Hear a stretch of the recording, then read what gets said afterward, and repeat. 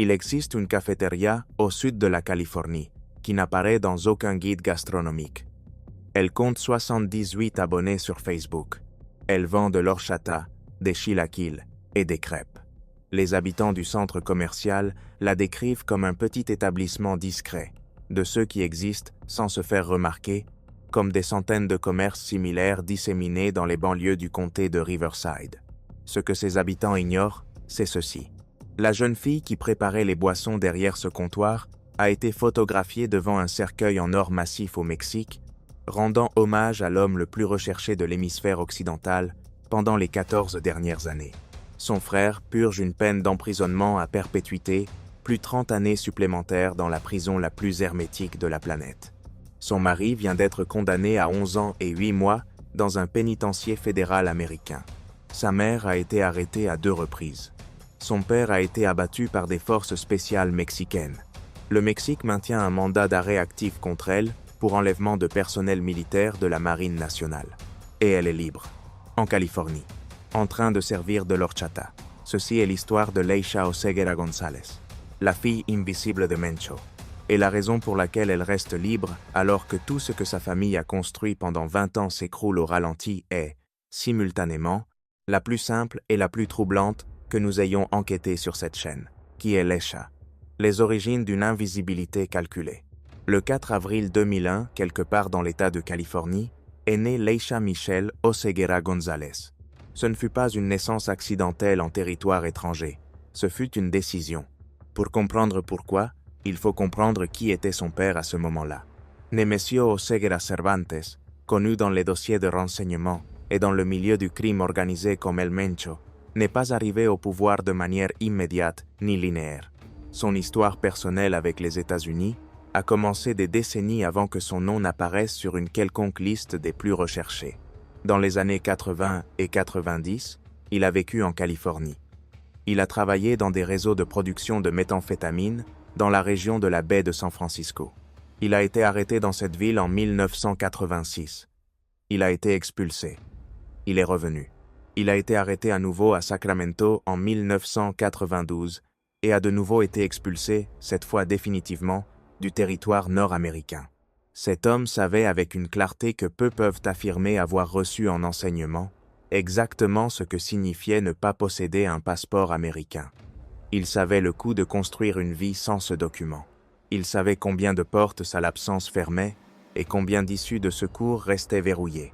C'est pourquoi, lorsqu'il a formé une famille avec Rosalinda González Valencia, une femme qui allait s'avérer être bien plus que l'épouse du chef, la stratégie procréative fut aussi délibérée que n'importe quelle autre décision opérationnelle qu'il prendrait dans sa vie criminelle. Les enfants naissent en territoire américain. Rubén Oseguera González est né à San Francisco en 1990. Citoyen américain dès le premier souffle. Jessica Johanna Oseguera González, l'aînée des filles, également liée à la Californie pendant son enfance. Citoyenne américaine. Et Leisha, la cadette, la dernière des enfants, celle qui arriverait 11 ans après Rubén, citoyenne américaine. 3 enfants, 3 passeports bleus. Une couverture légale qu'aucun agent de renseignement mexicain ne pourrait annuler unilatéralement, car ces documents ne sont pas émis par le Mexique. L'enfance de Leisha s'est déroulée dans un équilibre qui, pour tout observateur extérieur, aurait dû être impossible à maintenir. À Jalisco, le monde que son père construisait à partir des ruines du cartel Milenio, les caravanes de véhicules blindés, les opérations nocturnes, la présence physique du pouvoir sous la forme d'hommes armés, du silence imposé et de la peur qui arrive avant celui qui la génère. En Californie, le monde des banlieues du sud de l'État, écoles privées, centres commerciaux. L'anonymat confortable d'une communauté où les questions sur l'origine de l'argent sont considérées comme une forme de mauvaise éducation tant que les frais de scolarité arrivent à temps. Cette double vie ne fut pas un accident de circonstance ni le résultat de parents tentant de protéger leurs enfants d'une réalité difficile. C'était un dessein. Une architecture familiale exécutée avec la même froideur avec laquelle El Mencho exécutait n'importe quelle autre décision à long terme. Et au sein de ce dessein, Leisha occupait une place particulière. Elle n'était pas l'héritier mâle. Elle n'était pas la fille dont les dossiers de renseignement commenceraient à étudier les mouvements financiers. Elle était la plus jeune, celle qui passait le plus inaperçue au sein de sa propre famille, celle qui, précisément pour cela, avait plus de liberté, pour apprendre à habiter complètement les deux mondes sans devenir une cible dans aucun des deux. Son nom n'a pas figuré dans un quelconque dossier public, dans aucun rapport de renseignement actif, dans aucun rapport d'agence fédérale d'aucun des deux pays pendant les 20 premières années de sa vie. 20 ans d'existence complètement invisible pour les systèmes de surveillance de deux nations qui, durant cette même période, ont consacré des ressources historiques au démantèlement de l'organisation que son père dirigeait. La première fois que son nom est apparu dans un document judiciaire des États-Unis a été en 2021, lorsqu'elle a signé une lettre adressée à un tribunal fédéral demandant la clémence pour sa sœur Jessica, qui faisait face à des accusations de blanchiment d'argent. Une lettre demandant la pitié pour sa sœur. C'est la trace qu'elle a laissée en 20 ans, le Gaucho, l'homme qu'elle a construit avec elle. Pour comprendre la deuxième partie de l'histoire de Leisha, il faut comprendre qui est Cristian Fernando Gutiérrez Ochoa. Il est né en 1987 dans l'État de Jalisco. Quand Leisha Oseguera avait 13 ans, il était déjà un opérateur actif du cartel Jalisco Nueva Generación. Quand elle avait 16 ans, il coordonnait déjà des routes internationales de distribution de narcotiques. Dans le monde du crime organisé, particulièrement dans les structures familiales qui forment la base des cartels mexicains, la différence d'âge entre les hommes de confiance et les filles des chefs n'est pas une anomalie, c'est une constante. Les hommes qui ont accumulé des années de loyauté démontrée et de capacités opérationnelles éprouvées deviennent des candidats naturels pour rejoindre les familles fondatrices. Ce n'est pas une dynamique romantique au sens conventionnel du terme, c'est une architecture organisationnelle, des alliances formalisées par des liens de sang. Mais ce qui rend le cas du Gaucho et de Leisha particulièrement significatif, ce n'est pas cette dynamique en soi, c'est la géométrie spécifique des deux familles qui se sont trouvées unies. Le père de Cristian s'appelait José Luis Gutiérrez Valencia, connu dans les registres du milieu criminel et dans certains dossiers judiciaires mexicains comme El Donelo.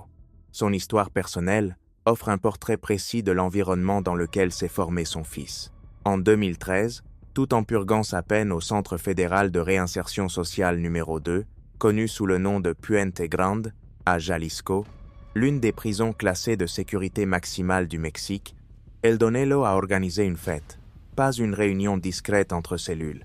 Une fête avec un groupe en direct, de l'alcool, El Donelo annonçant à haute voix devant les participants qu'il était celui qui commandait au sein de ces installations. La vidéo de cet événement a été divulguée aux médias. Elle est devenue un scandale international. Elle a prouvé en images ce que le Mexique soupçonnait, mais que peu de gens avaient documenté avec une telle clarté, que pour certains hommes, les murs de certaines prisons ne représentent pas une limitation de leur pouvoir, mais simplement une direction différente à partir de laquelle continuer à l'exercer. El Donelo a été libéré en novembre 2017. 10 jours après, le 4 décembre de la même année, des éléments de l'infanterie de marine mexicain l'ont localisé et l'ont abattu. Son fils, Cristian, a hérité de sa position au sein de l'organisation avant de fêter son 30e anniversaire. Mais la géométrie familiale ne s'arrête pas là. La sœur du Gaucho était mariée à Rubén Oseguera González, le Menchito, le frère aîné de Leisha. Ce qui signifie que lorsque Leisha et Cristian ont formalisé leur relation autour de 2020 et 2021, les deux familles ne se sont pas simplement alliées. Elles se sont fusionnées en 2 générations simultanément. La famille Oseguera Cervantes et la famille Gutiérrez Valencia se sont trouvées entrelacées par le sang à la fois en amont et en aval. Le fils de l'homme qui avait organisé des fêtes en prison de sécurité maximale, uni à la fille de l'homme le plus recherché du Mexique. Le frère de Leisha, marié à la sœur de Cristian. 2 familles fondatrices du cartel Jalisco Nueva Generación, converties en une seule structure de sang. Du point de vue du crime organisé, cela constitue une force. Du point de vue des agences de renseignement qui les observaient, c'était aussi une carte routière. Selon les registres du département de la justice des États-Unis, entre 2014 et 2023, le Gaucho a personnellement coordonné le transport et la distribution de 40 000 kg de méthamphétamine et de 2 000 kg de cocaïne depuis le Mexique vers le territoire américain. Ces chiffres n'appartiennent pas au profil d'un opérateur de niveau intermédiaire. Ce sont les chiffres de quelqu'un ayant un accès direct à l'élite de l'organisation et disposant de l'infrastructure logistique pour acheminer des cargaisons de cette ampleur de manière soutenue pendant près d'une décennie. Mais le Gaucho n'était pas, dans sa fonction principale, un sicaire ni un coordinateur de violence. C'était un cadre financier, spécialisé dans le blanchiment d'argent par l'intermédiaire de biens immobiliers, d'entreprises fictives et de transferts internationaux structurés pour que l'argent généré par le trafic de narcotiques entre dans le système financier formel des États-Unis sans déclencher les alertes conçues précisément pour détecter ce type d'opération. 40 000 kg de méthamphétamine, 2 000 kg de cocaïne, plus de 2 200 000 $ en espèces, gérés personnellement par le biais de transactions structurées pour éluder la détection financière. C'était l'homme avec lequel Leisha a construit sa vie. Et en novembre 2021, tous les deux prendraient ensemble une décision dont les conséquences se déploient encore. L'enlèvement, la décision la plus coûteuse. Le 15 novembre 2021 s'est levé comme n'importe quel autre jour dans la zone métropolitaine de Guadalajara. Ce qui s'est produit dans les heures suivantes a transformé la situation légale de Leisha Oseguera de manière irréversible.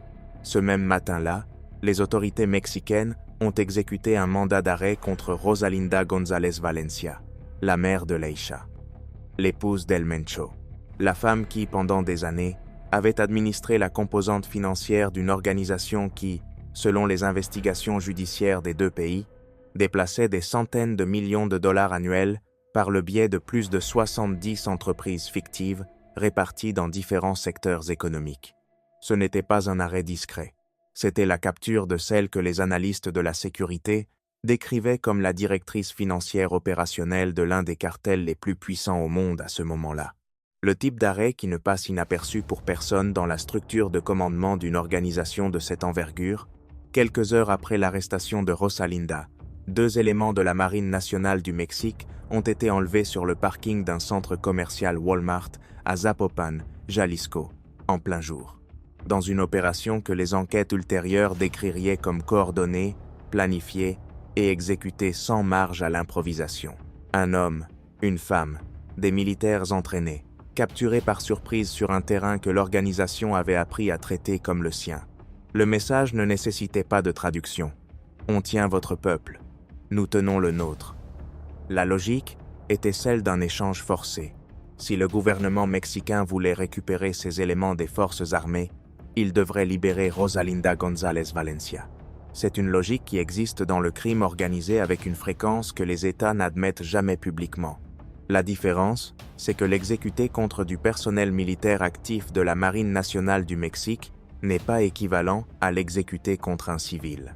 C'est une déclaration d'hostilité directe envers l'État qui élève le niveau de réponse institutionnelle à des catégories que les organisations criminelles veulent rarement activer délibérément. La Marine a lancé une opération de recherche immédiate. Zapopan, Puerto Vallarta, les municipalités environnantes, les maisons de sécurité connues ou suspectes, les contacts infiltrés dans la structure régionale du cartel. 4 jours durant lesquels les familles de 2 militaires mexicains n'avaient aucune certitude sur le fait que leur fils soit vivant. Le 19 novembre 2021, un appel anonyme a dirigé les autorités vers une route aux environs de Puerto Vallarta. Là, ils ont trouvé les 2 éléments de la marine agenouillés au bord de la route, vivants. La femme physiquement indemne, l'homme portant des marques de coups visibles. Ils les avaient maltraités avec assez de force pour envoyer un message sur la capacité à infliger des dégâts, mais les avaient laissés vivants pour maintenir ouverte la possibilité d'une négociation. Le problème était qu'il n'y aurait aucune négociation. Le gouvernement mexicain n'échange pas de otages contre des détenus de haute valeur stratégique. Le faire aurait établi un précédent opérationnel aux conséquences catastrophiques. Cela aurait envoyé un signal univoque à tous les groupes du crime organisé du pays. Enlever des militaires fonctionne comme mécanisme de pression sur l'État. Ce signal, une fois envoyé, ne peut pas être retiré. Rosalinda González Valencia est restée détenue. Les marines ont été récupérées. L'opération entière, qui avait coûté 4 jours d'incertitude, l'intégrité physique d'un élément des forces armées et l'activation d'un appareil de recherche de proportions considérables, n'avait produit absolument aucun résultat pour ceux qui l'avaient conçu et exécuté. Les enquêtes ont désigné le Gaucho comme coordinateur direct de l'opération d'enlèvement. La participation de Leisha s'est avérée plus difficile à établir selon la norme de preuve qu'un tribunal exige. Selon les rapports de renseignement consultés par des médias spécialisés en sécurité, son rôle s'est situé dans la phase de planification et de coordination depuis un deuxième plan, non dans l'exécution directe sur le terrain. Mais le Mexique a construit le dossier de toute façon. Des mandats d'arrêt ont été émis contre tous les deux. En 2021, un juge a accordé à Leisha une suspension temporaire du procès. En 2022, l'appel a été rejeté. Le mandat est devenu définitif, exécutoire au moment où elle foulerait le sol mexicain et où les autorités l'identifieraient. Leisha Oseguera González avait 20 ans quand le Mexique a émis ce mandat d'arrêt. Elle faisait face à des décennies de prison pour enlèvement de personnel militaire, l'un des délits assortis des peines les plus sévères prévues par le Code pénal fédéral mexicain. Et elle possédait un passeport bleu avec une aigle à tête blanche sur la couverture qui rendait ce mandat, en termes pratiques immédiats, complètement inapplicable. La mort fictive. Comment disparaître quand tout le monde te cherche? Fin 2023, une histoire a commencé à circuler avec insistance parmi les rangs opérationnels du cartel Jalisco Nueva Generación et parmi les structures rivales qui surveillent ses mouvements. El Mencho avait ordonné l'exécution du Gaucho. Le motif spécifique variait selon la source. Trahison. Une erreur opérationnelle aux conséquences inacceptables. Des informations divulguées à l'ennemi. Mais le résultat était invariable dans toutes les versions qui circulaient. Cristian Fernando Gutiérrez Ochoa était mort, exécuté par l'ordre de son propre beau-père. Les histoires dans le milieu du crime organisé acquièrent une crédibilité particulière quand la personne qu'elles désignent n'apparaît pas pour les démentir. Le Gaucho n'a pas comparu. Les cartels rivaux ont enregistré l'information. Les analystes de renseignement mexicains l'ont documenté. La DEA a pris note. Tous ont donné le Gaucho pour mort. C'était mensonge. Cristian Fernando Gutiérrez Ochoa était vivant. Et El Mencho savait exactement où il était, parce qu'El Mencho lui-même avait contribué à construire l'histoire de sa mort. Ce qui a circulé dans les sous-mondes criminels et dans les dossiers de renseignement n'était pas le résultat d'une rumeur spontanée. C'était une opération de désinformation conçue avec un objectif précis, effacer un homme de la carte opérationnelle, alors que tous les systèmes de recherche traitaient toujours son nom, comme celui d'un cadavre, dans une fosse clandestine quelque part à Jalisco. Le Gaucho a traversé la frontière par un tunnel clandestin aux alentours de Tijuana. Il vaut la peine de s'arrêter un moment sur ce que représente ce détail, car l'image que la plupart des gens ont d'un tunnel frontalier clandestin ne correspond pas à la réalité des structures que les organisations au niveau du cartel Jalisco Nueva Generación financent et construisent. Ce ne sont pas des passages improvisés creusés avec des outils basiques. C'est une ingénierie souterraine avec des systèmes de ventilation forcés, un éclairage électrique permanent, des rails métalliques installés pour le transport de cargaisons lourdes, des murs renforcés, des structures conçues pour durer et pour supporter le volume d'opérations qu'implique le déplacement de milliers de millions de dollars annuels de marchandises illicites. L'un de ces tunnels a conduit le Gaucho. Il a traversé avec une fausse documentation, pas des papiers élaborés artisanalement, une identité complète, construite de zéro, avec le niveau de sophistication que permet une organisation disposant de ressources financières pratiquement illimitées. En septembre 2023, déjà en territoire californien, utilisant cette identité, il a obtenu un permis de conduire de l'État de Californie au nom de Luis Miguel Martinez, avec un numéro de sécurité sociale inexistant dans aucun dossier antérieur. Luis Miguel Martinez était une personne créée de zéro, une identité de papier conçue pour que le Gaucho puisse exister légalement aux États-Unis sans être le Gaucho. Leisha n'avait besoin d'aucun tunnel. Elle n'avait besoin d'aucune identité fabriquée. Elle n'avait besoin d'aucune opération d'extraction conçue dans les bureaux d'un cartel. Elle a traversé la frontière avec son passeport américain par un point d'entrée régulier, comme n'importe quelle citoyenne américaine revenant à la maison après du temps passé à l'étranger.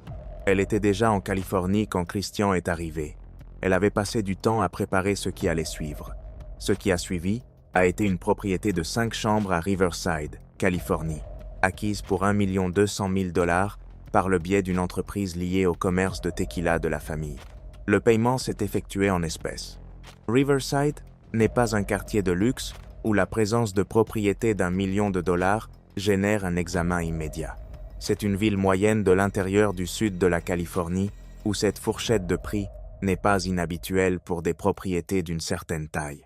La vendeuse a déclaré ultérieurement aux agents de la DEA que pendant le processus d'achat, elle avait l'impression que quelque chose ne correspondait pas chez ses acheteurs.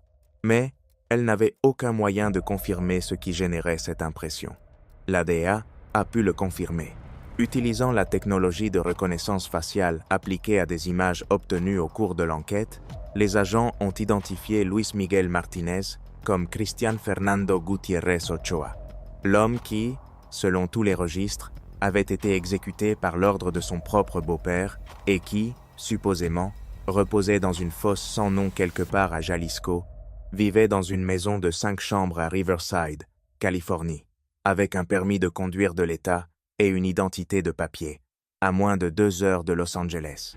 En novembre 2024, la DEA a exécuté le mandat d'arrêt. Le Gocho a été arrêté, la maison a été perquisitionnée.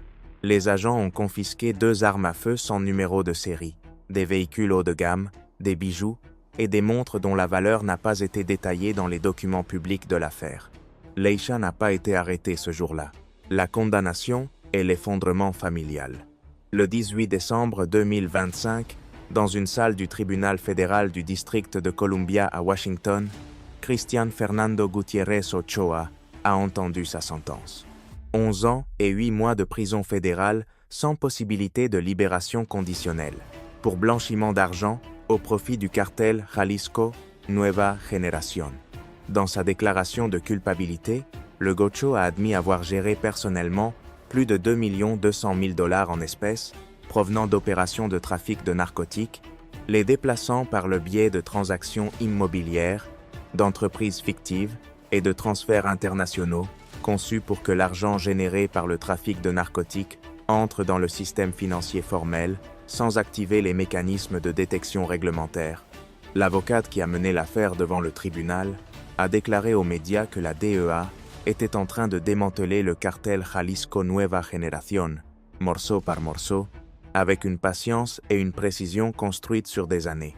Ce n'était pas de la rhétorique. Pour comprendre le contexte complet de cette sentence, il faut observer l'état de l'écosystème familial à ce moment-là. Rubén Oseguera González, le Menchito, le frère aîné de Leisha, l'héritier désigné de l'organisation, purge une peine de prison à vie plus 30 années supplémentaires à ADX Florence, Colorado. L'installation connue sous le nom de Supermax, la prison conçue pour accueillir les individus considérés comme présentant le plus grand risque pour la sécurité du système pénitentiaire conventionnel des États-Unis. Une amende de 6 milliards de dollars accompagne sa sentence, sans possibilité de libération conditionnelle. Il mourra à l'intérieur de ces murs. Jessica Johanna Oseguera González, la sœur aînée, la Negra, a purgé 29 mois de prison fédérale pour blanchiment d'argent. Elle a été libérée en mars 2022.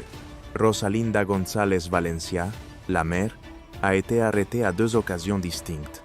Elle a été libérée en février 2025 après avoir complété sa peine. Plusieurs oncles et opérateurs proches de la famille avaient été extradés, jugés ou abattus au cours des années précédentes.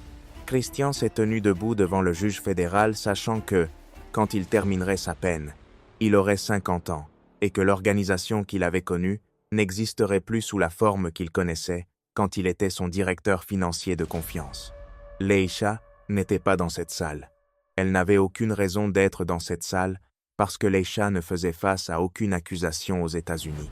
Elle n'avait pas été incluse dans le procès contre le Gocho, malgré le fait qu'elle ait partagé la résidence de Riverside avec lui pendant la période où il opérait en Californie avec une fausse identité, malgré le fait qu'elle ait été présente dans cet environnement pendant des mois, malgré le fait d'être la fille de la personne qui dirigeait l'organisation pour laquelle son mari a été condamné. Le département de la justice des États-Unis n'a présenté aucune accusation contre elle. La DEA n'a inclus son nom dans aucune liste de personnes recherchées. le Bureau du contrôle des actifs étrangers du département du Trésor, l'organisme qui sanctionne les opérateurs financiers du crime organisé en bloquant leurs actifs et en leur interdisant d'opérer dans l'économie américaine, n'a son nom dans aucun registre public disponible. Sa cafétéria dans le comté de Riverside n'apparaît dans aucune liste d'actifs liés à une activité illicite non plus. 2 sœurs dans le même comté. À 12 miles de la cafétéria du centre commercial de Perris, dans la ville de Winchester, également au sein du comté de Riverside, vit Jessica Johanna Oseguera González. La sœur aînée est sortie de prison fédérale en mars 2022. La façon dont elle a choisi de reconstruire sa vie après ses 29 mois a attiré l'attention de chaque voisin dans un rayon de plusieurs pâtés de maisons, selon les témoignages recueillis par le New York Post après la mort d'El Mencho. Elle a acheté la maison au comptant. 500, 80, 10 000 $, sans hypothèque, sans financement. Au comptant. Ce qui a suivi a été ce que ses voisins ont décrit comme une rénovation hors de toute échelle attendue pour le profil du quartier, du marbre sur tous les planchers de la propriété, une piscine construite de zéro, un espace de pratique de golf installé dans le jardin arrière, et le détail que nul voisin de la zone n'oublia facilement. Une grue industrielle travaillant sur la propriété pendant des jours, levant des arbres adultes par-dessus le toit de la maison pour les transplanter dans le jardin, parce que l'accès principal de la rue était trop étroit pour les transporter au niveau du sol. Un voisin de 85 ans a décrit son expérience des mois suivant l'achat de la maison au New York Post de la manière suivante. Dès le début, ils ont senti que quelque chose d'inusuel se produisait sur cette propriété, que les travaux n'arrêtaient pas, que le niveau d'investissement ne correspondait pas au profil économique habituel du quartier, que quelque chose ne correspondait pas. Personne n'a appelé aucune autorité. Les travaux ont pris fin. Jessica y vit. Arrêtons-nous un moment sur l'image complète offerte par ce détail géographique. 2 sœurs, 12 000 de distance entre les deux. Toutes les deux dans le même comté californien. Toutes les deux libres. L'une sert de l'horchata et des chilaquiles derrière un comptoir, dans un local, avec 78 abonnés sur Facebook. L'autre a fait transplanter des arbres adultes avec une grue industrielle dans le jardin d'une maison achetée au comptant 8 mois après sa libération de prison fédérale. Tous les hommes de sa famille sont morts ou purgent des peines dans des prisons de sécurité maximale de 2 pays. Elles sont dans le comté de Riverside. Si cette image produit une sensation d'inconfort, c'est parce que l'image est exacte. Il n'y a aucun élément d'exagération en elle. La chute de Mencho et les funérailles du cercueil d'or. Le 22 février 2026, une opération militaire dans les montagnes de Tuxpan, Jalisco, a mis fin à la vie de Nemesio Oseguera Cervantes. 14 ans, 3 présidents du Mexique, 7 opérations de capture échouées, une récompense de 15 millions de $ offerte par le département d'État des États-Unis, des ressources de renseignement de 2 nations versées pendant plus d'une décennie sur un seul objectif. Tout cela s'était avéré insuffisant. Un hélicoptère des forces armées mexicaines, abattu en 2015, ne l'avait pas arrêté. L'extradition de son fils aux États-Unis ne l'avait pas forcé à commettre l'erreur que les analystes attendaient. Les arrestations de sa femme, de son beau-frère, de ses opérateurs les plus proches, l'un après l'autre au cours des années, ne l'avaient pas forcé à sortir de l'ombre. Il est tombé le 22 février 2026 dans les montagnes de Tuxpan, l'homme le plus recherché de l'hémisphère occidental pendant 14 ans, tué par des forces spéciales mexicaines dans l'État où il avait construit son empire. Leisha a appris ce qui s'était produit ce même jour. Elle n'avait pas été vue à sa cafétéria pendant des semaines. Le 2 mars 2026, au Recinto de la Paz de Zapopan, Jalisco, s'est déroulée la cérémonie d'adieu. Ce fut des funérailles avec un dispositif de sécurité gouvernementale de proportions considérables dans le périmètre. Des hélicoptères survolant la zone. Des éléments de la garde nationale postés aux accès. La mort de l'homme le plus recherché du pays n'était pas un événement que l'État pouvait ignorer logistiquement, même dans sa forme la plus finale. Le cercueil était en or. Les photographes qui ont réussi à saisir des images depuis les positions autorisées par le dispositif ont enregistré quelque chose que les analystes de renseignement ont traité en quelques heures.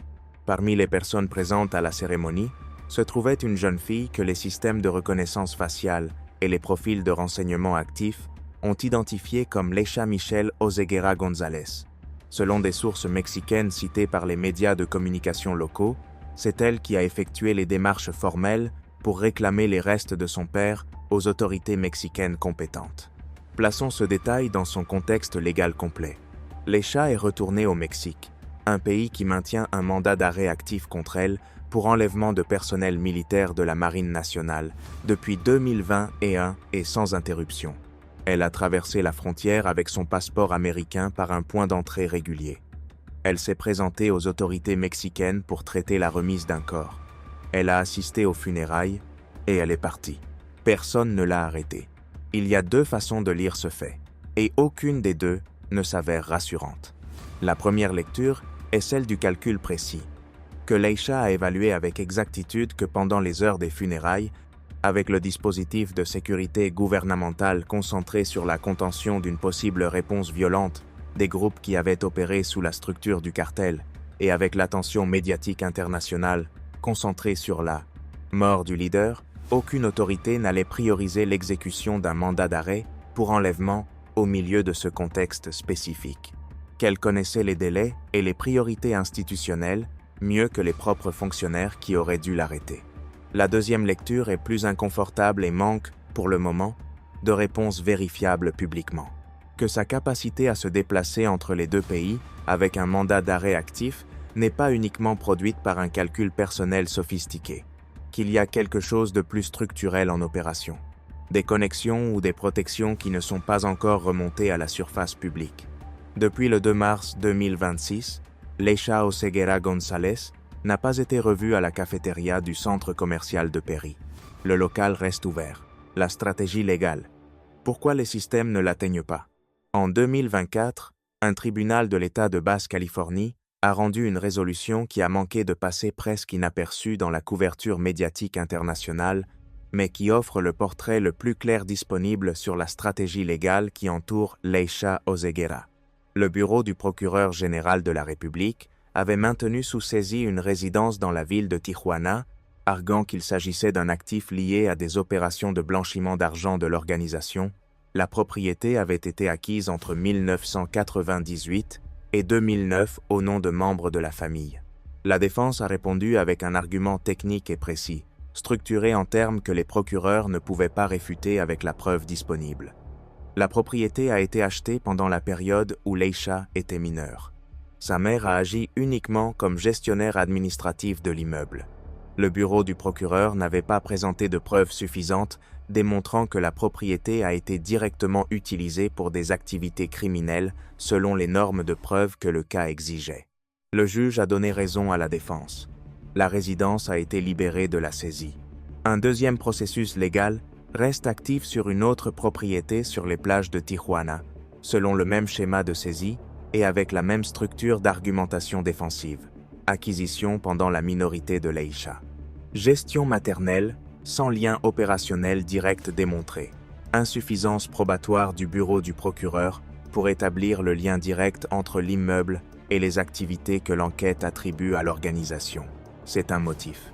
Et le motif fonctionne parce qu'il repose sur une réalité légale que les systèmes judiciaires des deux pays affrontent régulièrement quand ils traitent les cas des enfants de chefs criminels.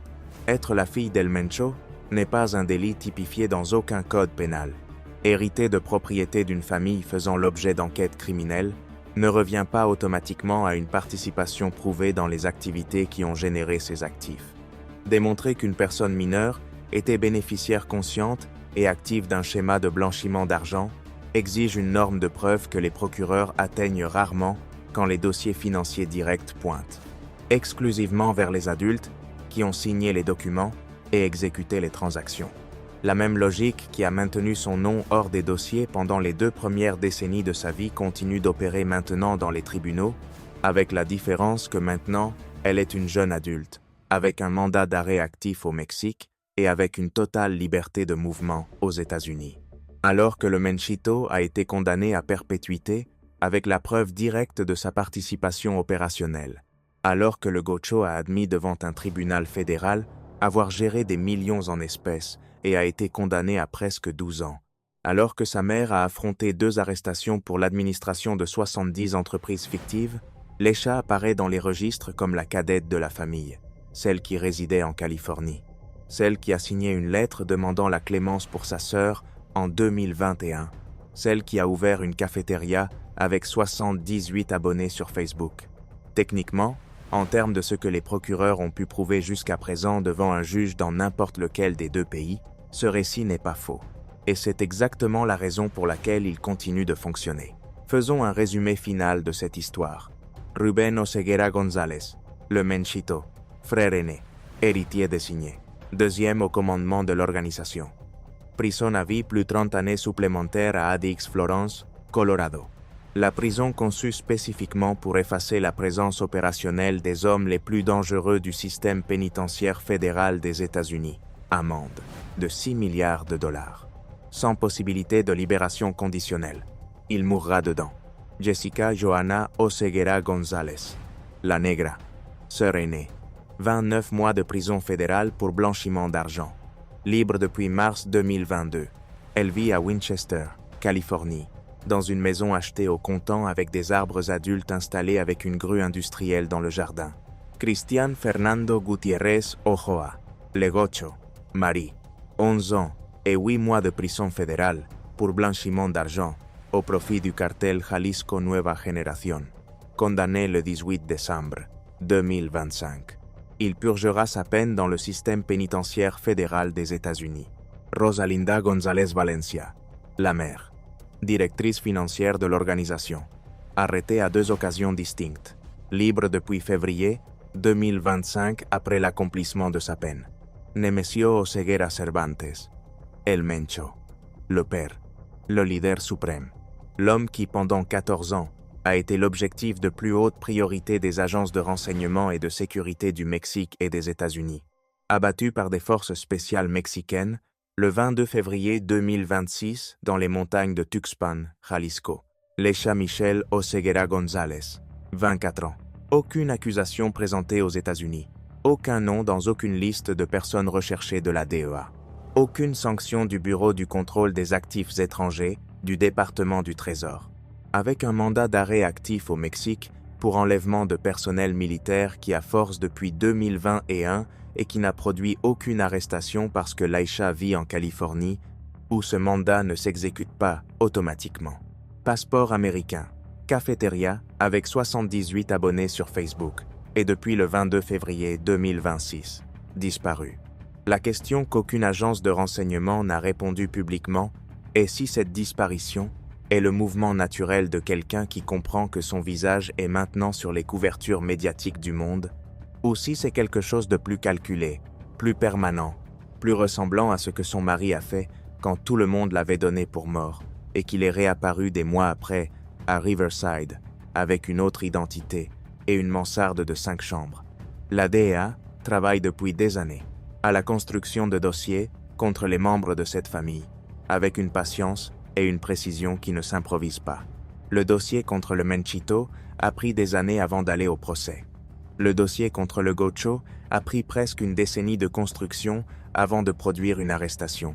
Le motif de cette institution, démontré dans plusieurs affaires de long terme, suggère que les dossiers qui n'ont pas encore été présentés ne sont pas nécessairement des dossiers qui n'existent pas.